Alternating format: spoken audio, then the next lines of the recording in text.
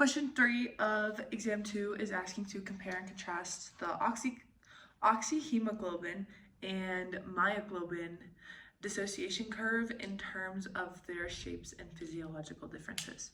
So first, we're going to talk about hemoglobin. And just for a visual, here's a little hemoglobin down here, and we're talking about hemoglobin saturation. Hemoglobins can carry up to 4 oxygen. So this hemoglobin is 0% saturated. Now it's, that doesn't work. That's 25% saturated, 50%, 75%, 100% saturated. We'll never get to 0 or 100 because if you are at 0% saturation, you would have no oxygen in your blood, which means you are dead. And we get really close. We get up to like 98%, but we'll never get to 100% hemoglobin saturation. So this is the oxyhemoglobin dissociation curve. It is a mouthful. So basically, it's just the relationship between the partial pressure of oxygen and the oxygen binding to the hemoglobin, so the percent saturation. And right here is the unloading zone. So this is where your blood is unloading, like the hemoglobins are unloading that oxygen from the blood into the skeletal muscle where it can be used to perform exercise. So right here at about 40%, 40 partial pressure of oxygen, this is in our veins, and it's about 78% saturation. And once you reach this point, and you're at your veins, you're coming back to your heart, this is the loading zone where the blood is getting loaded with all the oxygen from your heart and lungs. And you can see it kind of plateaus off right here. And so the motion of this curve, it took me a while to understand it.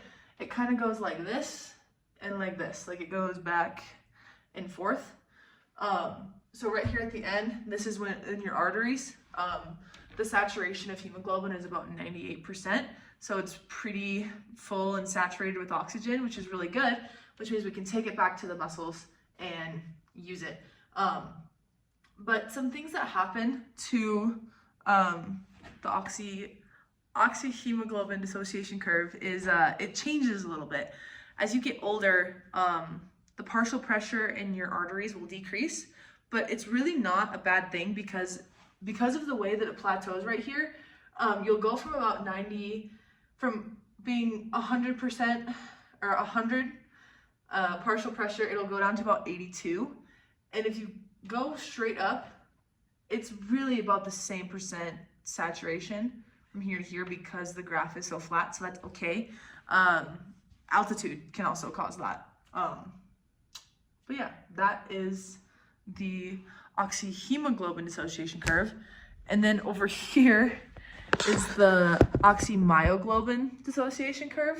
I know this is like a poor angle, but you can see it jumps up like significantly faster.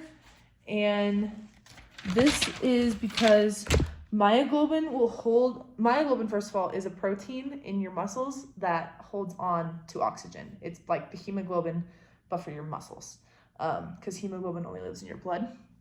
And it will hold on to the oxygen until your partial pressure gets below like 10 or 12%. It's like your body has to prove it that it really, really needs it in order for them to unload and use it for like the ATP. So right here at like the 10 or 12% mark is when this is your partial pressure in your muscle at exercise, and then at rest, yeah, whatever. So yeah, it's much steeper. So if we were to put these two like next to each other on the same graph, here's the hemoglobin curve, and then the myoglobin curve is more like that. So that's how they compare and contrast.